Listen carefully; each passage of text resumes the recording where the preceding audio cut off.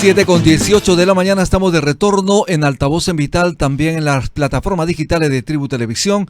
Nos acompaña Iván Arenas, comunicador, analista político. ¿Cómo estás, Iván? Bienvenido a Altavoz en Vital. Muchas gracias, Iván. Muchas gracias por la conversación. Como sabes perfectamente, crece la indignación en el país por esta ola de violencia, por la crisis política también.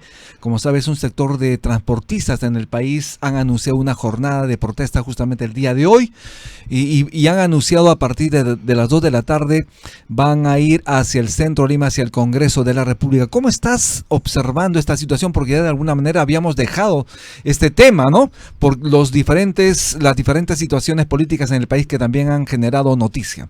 Mira, yo creo que a diferencia de los meses pasados donde hubo una indignación ciudadana, aquí lo que existe en realidad es un paro organizado por organizaciones, vale la redundancia, por asociaciones, básicamente políticas, ¿no? En otro caso ideológicas, pero no es un paro ciudadano en todo el sentido de la palabra. Orgánico.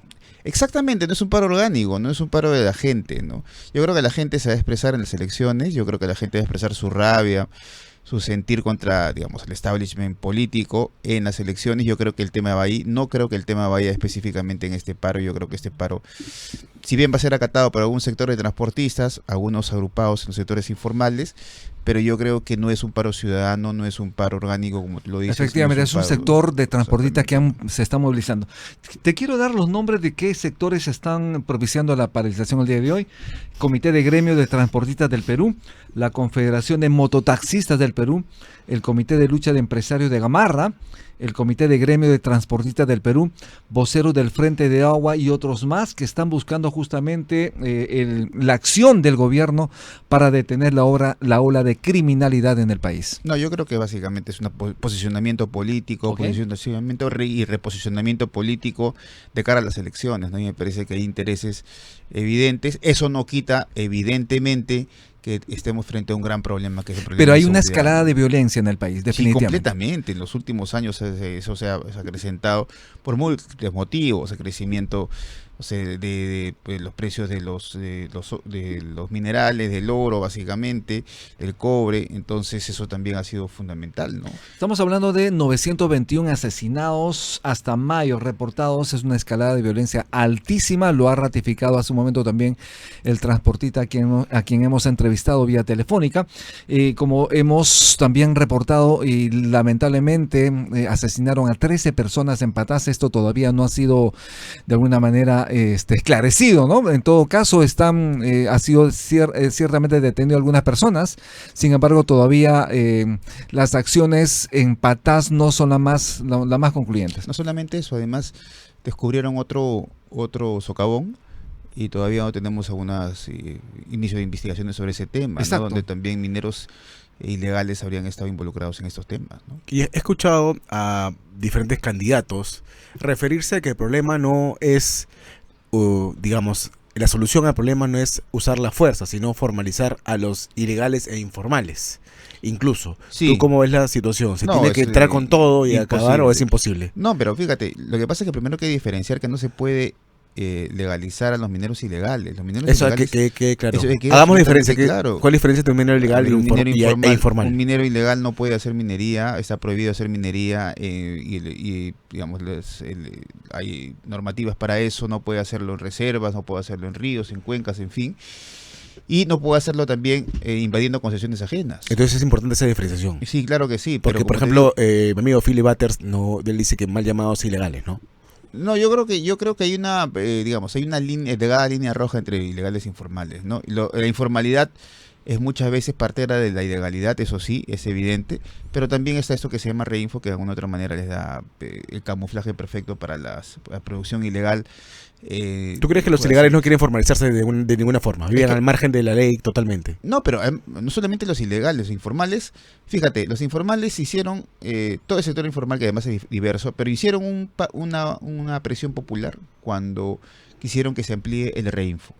El día de ayer se ha estado discutiendo una ley propuesta además por Paul Gutiérrez, que es presidente de la comisión, Y no ha habido ningún gremio de mineros en vías de formalización informales presionando en el Congreso para que la ley vaya adelante. Ujú. O sea, no le interesa absolutamente la ley, eso es evidente. O sea, ¿por qué sí presionan para que se amplíe Reinfo y por qué no para una ley MAPE que además Paul Gutiérrez, que está muy asociado a la minería informal, por qué no es que lo han presionado también? ¿Entiendes? ¿Y cómo, Claro. cómo hacer para formalizarlos entonces? No, eso es lo que pasa, hay que reconocer que el sistema de formalización en el país es un problema estructural. O sea, no solamente se trata de la No ese minería. sector, ¿no? No Exactamente, solamente ese es un sector. claro, es básicamente un proyecto de formalización, un proyecto Nacional. de formalización, claro que sí, ¿no? Es un proyecto nacional de formalización y no lo hay. O sea, no hay en el comercio, no hay en el transporte, no hay en los otros servicios. Ya te diré, en fin, es un país con 3 sistemas, un país formal, informal y ilegal.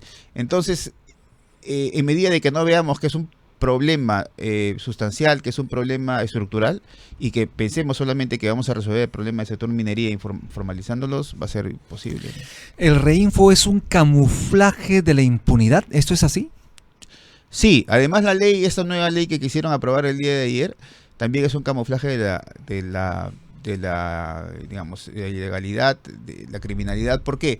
Porque querían que un minero que esté en vías de formalización y que de alguna otra manera sea investigado por minería ilegal, lo que querían era básicamente que a través de la ley lo brindara para que no sea para que no sea investigado, para que no sea interdictado, ¿no? La minería ilegal sí se tiene que combatir con la fuerza. No, es que la minería ilegal no puede existir, eso Claro, es evidente. no puede existir, claro. La minería ilegal es imposible que exista. No puedes conversar con ellos.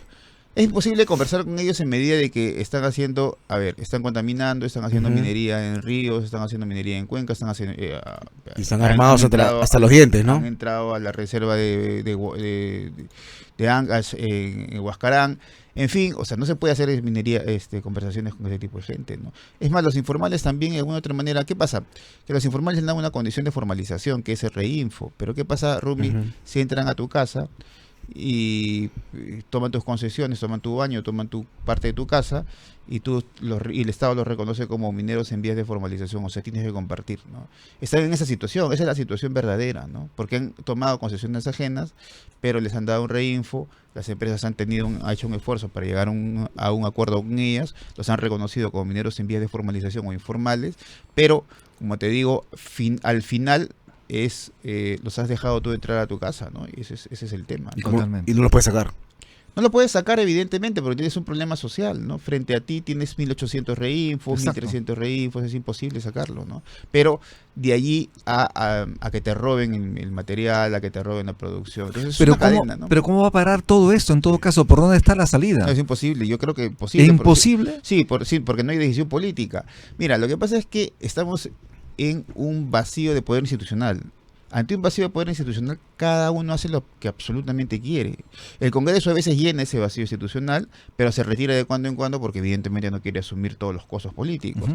Pero hay, como te digo, un vacío institucional donde las bandas criminales hacen lo que quieren, los gobernadores hacen lo que quieren, los alcaldes hacen lo que quieren, la minería ilegal e informal hace lo que quiere. Entonces, como hay un vacío de poder, como nadie percibe que hay un liderazgo en el poder, es evidente que todo el mundo hace lo que quiere, ¿no?